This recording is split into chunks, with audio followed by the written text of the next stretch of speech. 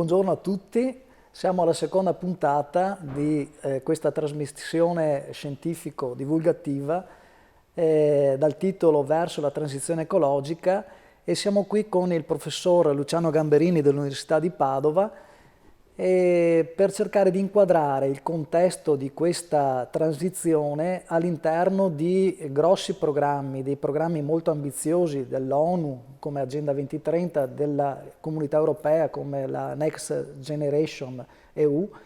e individueremo un po' anche l'interazione fra la transizione ecologica e la transizione digitale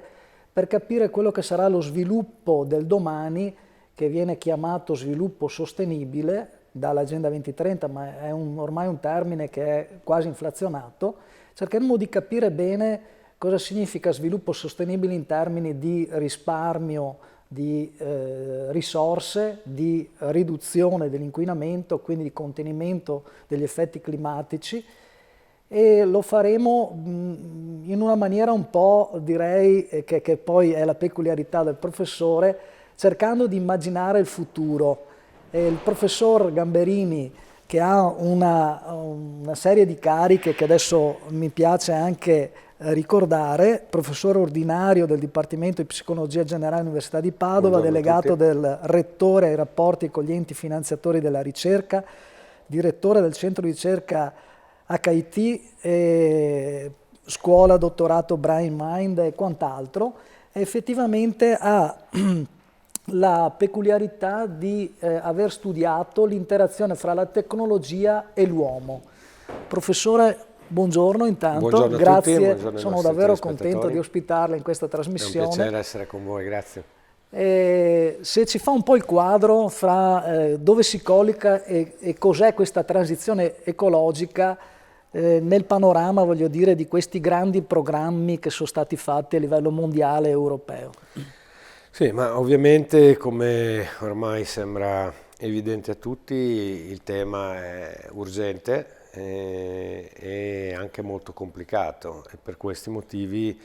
ovviamente la Commissione europea, così come un po' tutti i governi nazionali, hanno iniziato a ragionarci in una maniera più intensiva, più seria e anche più aggiornata dal punto di vista scientifico. Per cui nascono programmi di finanziamento alla ricerca, di sviluppo, di ricerca e innovazione industriale che mirano a ottenere con minori costi i più ampi risultati, un'efficienza e un'efficacia che passa ovviamente, come già lei ha citato, per i meccanismi invece di trasformazione digitale. Quindi sentiamo sempre discutere ormai in maniera congiunta di quanto e come le nuove tecnologie possono effettivamente aiutare gli esseri umani a migliorare la situazione del pianeta, che in questo momento, senza mezzi giri, volge verso la catastrofe. Quindi siamo in una situazione piuttosto complessa, secondo alcuni già irreversibile, e sicuramente il tempo che ci è rimasto è molto poco. Quindi da questo punto di vista i temi dell'acqua, dell'energia, della sostenibilità ambientale,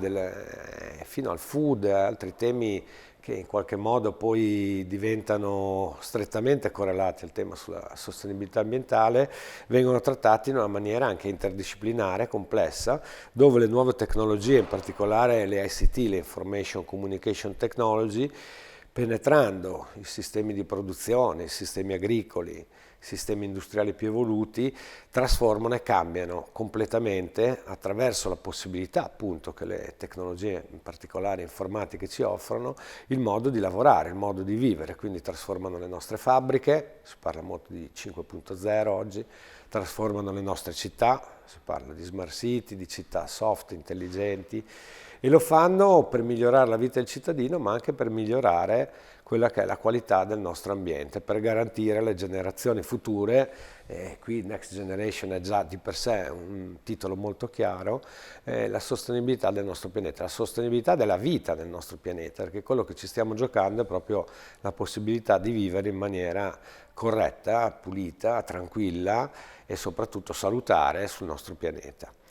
Quindi digitalizzazione, vediamo innovazione, competitività fanno parte ormai di un unico discorso inseparabile dai temi dell'ambiente. Noi abbiamo molte ricerche anche all'Università di Padova che tendono ad unire anche discipline apparentemente molto diverse per trovare soluzioni altamente innovative. Sappiamo che c'entrano i comportamenti umani, quindi quello che la persona fa è determinante, sappiamo che è molto importante ovviamente lo sviluppo di nuove tecnologie più capaci di rispondere a queste domande, ma le cose vanno di pari passo e questo rende il tema molto complesso e assolutamente attuale. Sì, quindi già l'Agenda 2030 con 17 obiettivi che si è data a partire dal 2015 ne ha individuati almeno, voglio dire, 4-5 che parlano di transizione ecologica, che sono appunto la lotta al cambiamento climatico, la vita negli oceani e quant'altro. Anche il PNRR ha effettivamente focalizzato delle 6 linee guida, voglio dire almeno 3 temi che sono sulla transizione ecologica, ma quello che mi interessa capire, l'università è pronta, l'università da un punto di vista anche di professionalità che sta effettuando, sta preparando per il domani, è pronta a questa sfida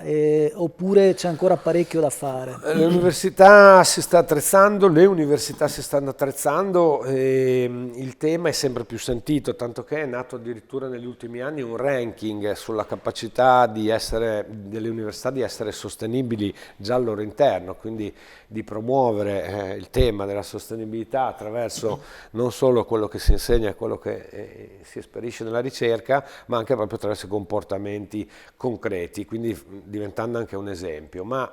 sulle sue missioni principali a Padova lo sforzo è enorme perché il tema della sostenibilità intreccia i nuovi master e i nuovi corsi di laurea che nascono appositamente per preparare questo tipo di background scientifico e tecnico nei nostri laureandi e che offre effettivamente la possibilità da più prospettive di affrontare il problema. Abbiamo temi anche apparentemente di nicchia ma molto interessanti come psicologia e architettura, fatta a cavallo tra i dipartimenti di psicologia e architettura. Abbiamo nuovi master che riguardano gli incroci tra le tecnologie, il tema dell'ambiente, che riguardano la vita animale, che riguardano le risorse, che riguardano le energie pulite e in ogni sostanzialmente tematica che si affronta all'università il tema della sostenibilità emerge proprio perché chiunque da qualsiasi prospettiva scientifica può e deve dare un contributo a questa discussione, a questa riflessione che poi si trasforma in ricerca e quindi anche in prodotti innovativi che col trasferimento tecnologico si portano verso le industrie, verso il mercato. Quindi non solo le classiche università di matrice scientifico o tecnico-scientifico come ingegneria che già da parecchi anni ha ingegneria ambientale, adesso stanno facendo energia delle transizioni, so che sta nascendo adesso a Padova, quindi transizione ecologica e digitale ovviamente. Quindi non soltanto le classiche facoltà, voglio dire, tecnico-scientifiche, ma un po' tutto il mondo, quasi anche le materie, chiamiamole così, più umanistiche, stanno parlando di questo tema e stanno affrontando questo tema in una maniera coordinata oppure con degli assoli, ma stanno affrontando effettivamente il tema della transizione ecologica. Certamente le discipline, le hard science, le STEM hanno un ruolo principale in questa discussione perché si parte appunto poi da una trasformazione tecnica che deve ancora essere nella sua piena maturità, quindi i corsi di laurea, i laboratori di ricerca che lei ha citato sono assolutamente, diciamo, il nostro punto di riferimento, però è giusto che la riflessione si estenda perché più il discorso si fa complicato, più esistono reazioni comportamentali delle persone rispetto all'ambiente, al verde, al green, alla vita nella città. Esistono aspetti legali e quindi amministrativi che sempre di più intervengono anche nella possibilità delle industrie di trasformarsi, di modificarsi. Esistono riflessioni anche più profonde, filosofiche, nell'ambito umanistico, dove chiaramente si forma un pensiero che poi diventa una cultura, un'identità che l'Europa evidentemente sta cercando di innovare, no? E dalla quale parte poi quel meccanismo di consapevolezza che è alla base di ogni trasformazione. Se le persone non diventano consapevoli,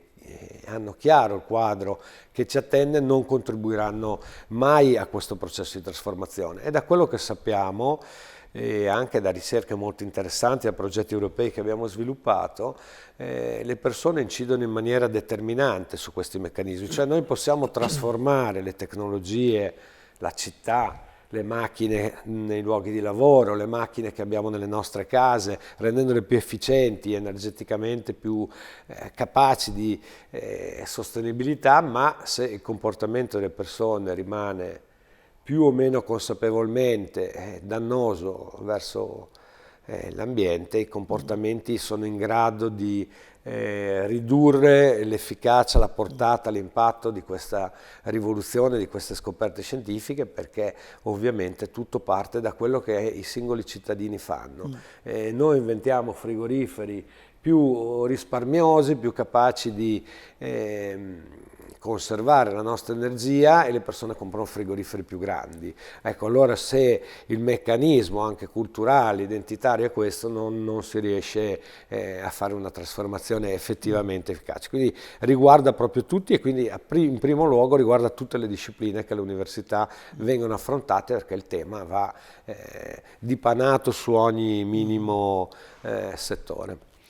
Sì, in effetti il fattore educativo e culturale è fondamentale, perché se pensiamo anche come la plastica è stata ed è demonizzata, quasi fosse, voglio dire, un qualcosa che inquina di per sé, invece la plastica, quando viene recuperata, quando viene gestita in maniera corretta, non inquina affatto, anzi addirittura è un componente, voglio dire, ed è strutturalmente una sostanza che impiega molta meno energia per essere trasformata rispetto al vetro, rispetto al metallo. Se pensiamo alle temperature di processo, le temperature di fusione di una bottiglia in plastica piuttosto che di una bottiglia in vetro sono completamente diverse, quindi l'impatto ambientale effettivamente è molto più basso per la plastica. Sembra un qualcosa di strano dirlo, quindi perché allora viene vista e viene demonizzata? Perché di plastica ce n'è una quantità infinita e viene gestita male, viene buttata effettivamente. Un altro aspetto che volevo discutere con lei, professore, è l'interazione fra mondo produttivo e mondo accademico. Se effettivamente quindi il mondo accademico si sta attrezzando per avere corsi di laurea, per avere quindi discipline orientate alla sostenibilità ambientale, il mondo imprenditoriale capisce il risparmio in termini di risparmio di questi, okay? Risparmio quindi di denaro. Quindi figure come legge, l'ingegnere di efficientamento energetico sulle grandi aziende oggi è effettivamente una figura che fa risparmiare soldi, ma che fa chiaramente anche risparmiare da un punto di vista ambientale emissioni. Ecco, quella direi direzione che ha dato la Comunità Europea con le reti innovative regionali effettivamente sta portando a questo, sta portando a un'interazione fra imprese e università. E c'è qualche esempio anche in Veneto di questa interazione con appunto nel tema della transizione ecologica e transizione digitale?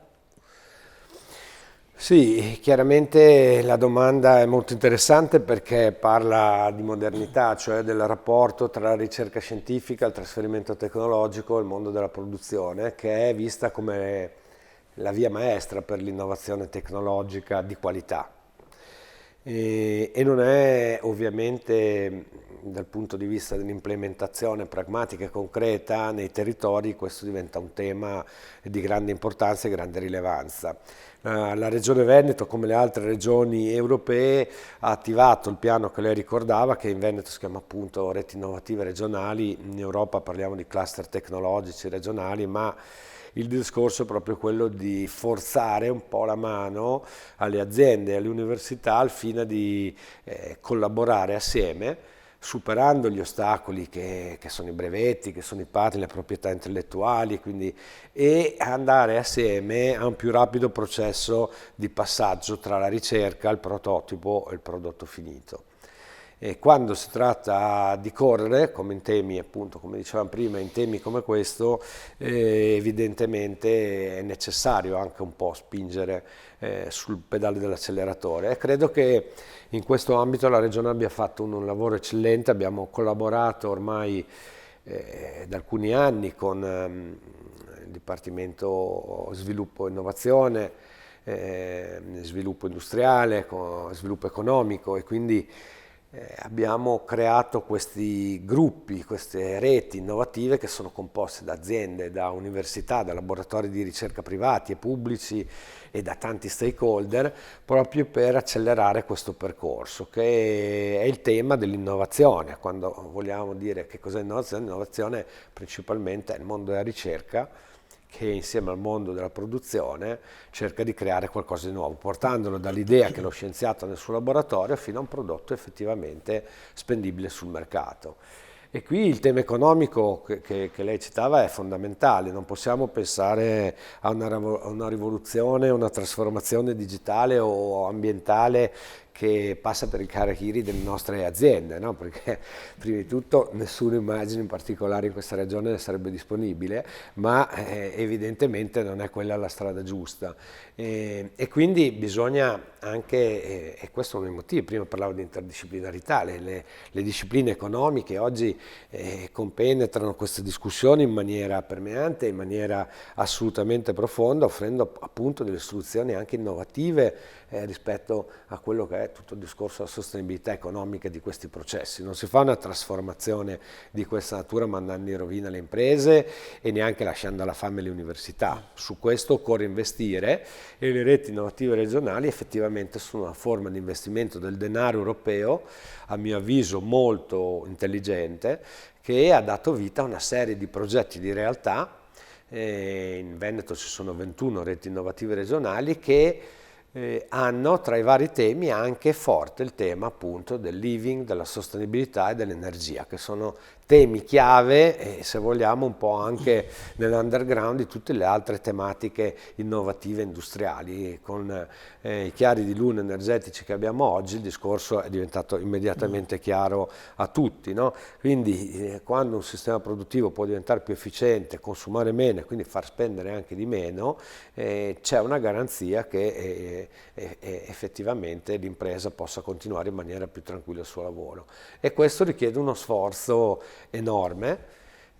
da parte di questi gruppi che si sono volontariamente uniti e che accedono ai finanziamenti pubblici, in questo caso del Porfeser, ma che interagiranno sicuramente anche con i grandi progetti che lei citava del PNRR. L'Università di Padova è entrata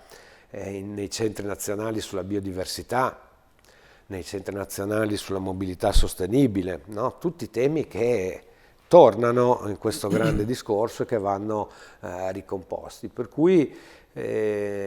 con grande positività e grande interesse anche verso gli sviluppi futuri vediamo alcune di queste reti. Il Green Cluster ne è un esempio, ne abbiamo alcune specifiche sull'energia, altre sulle tecnologie nella città e nella casa, tutte volte, no? Anche perché vi è un obbligo poi nelle progettualità europee, nelle call europee che danno vita ai progetti, di rispettare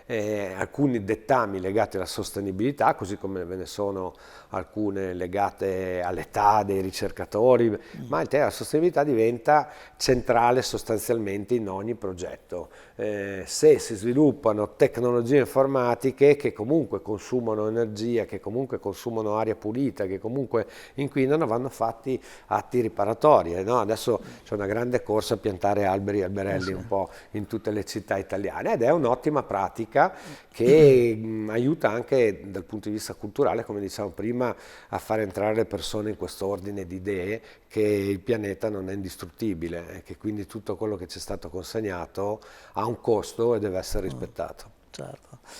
Un'ultima battuta molto flash, perché stiamo nei tempi così. Abbiamo parlato di università, l'interazione università-impresa della società, e poi ci sono le leggi, c'è il governo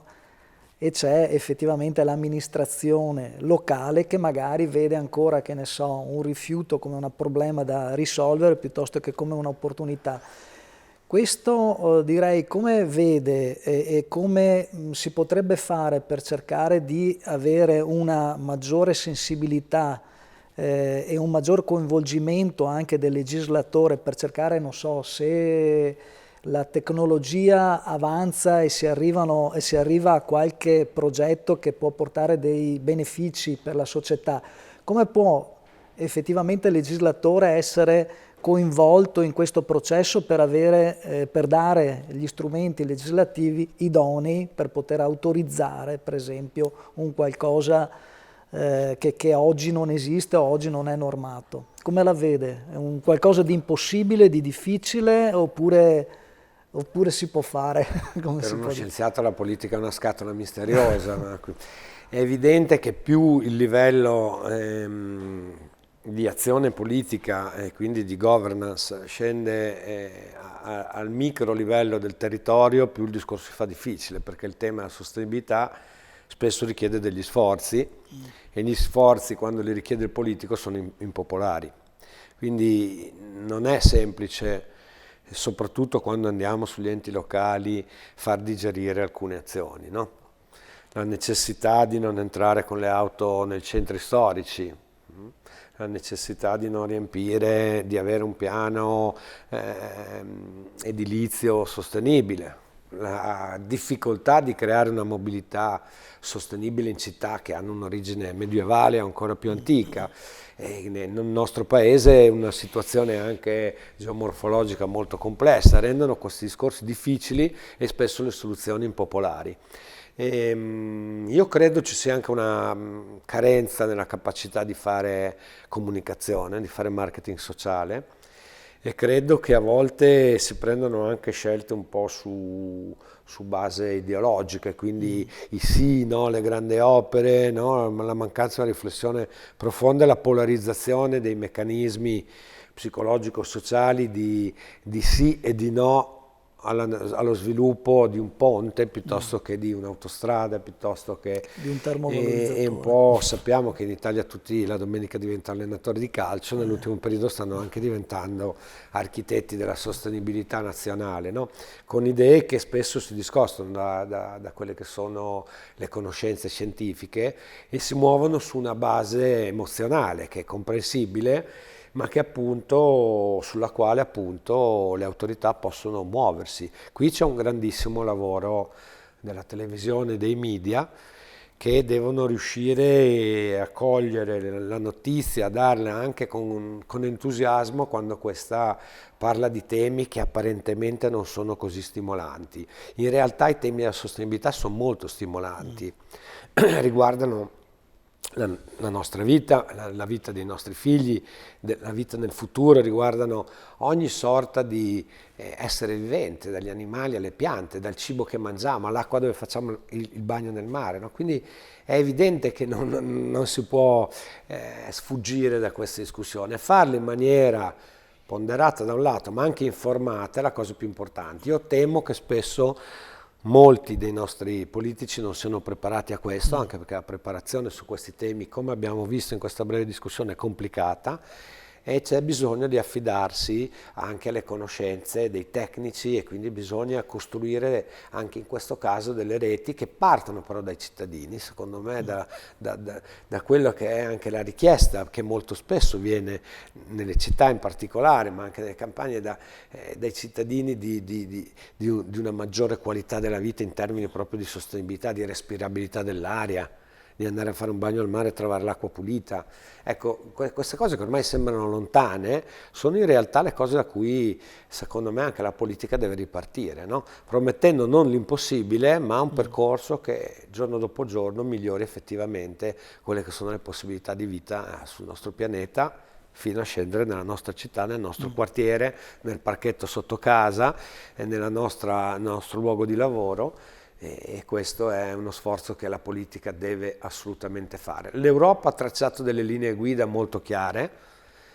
che sono seguite dal nostro governo e che vengono poi, no, a cascata sulle regioni, poi sulle province, poi sulle città, e devono essere colte nei tempi che l'Europa ci ha dato. Primo perché, tornando sul discorso economico, rischiamo di perdere quantità di soldi mai viste. 750 miliardi di euro è Next Generation Europe. Next Generation Europe, tanti altri nel PNRR, tanti altri nelle varie agende che si creano anche nei vari commissariati e che hanno sempre incluso il tema della sostenibilità. Fate food, c'è il tema della sostenibilità, fate fabbrica 5.0, c'è il tema della sostenibilità. Parliamo poi di altri temi complessi che oggi non abbiamo citato: demografia e immigrazione, i cambi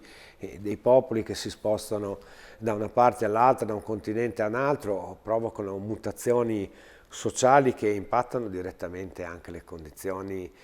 poi dell'ambiente e del pianeta su cui ci troviamo in maniera importante. Bene. Grazie professore, come al solito piacere. veramente molto interessante questa panoramica e questa visione, direi, completa di questo percorso che si chiama transizione ecologica. Vi do appuntamento alla prossima puntata. Grazie. Grazie a tutti, arrivederci.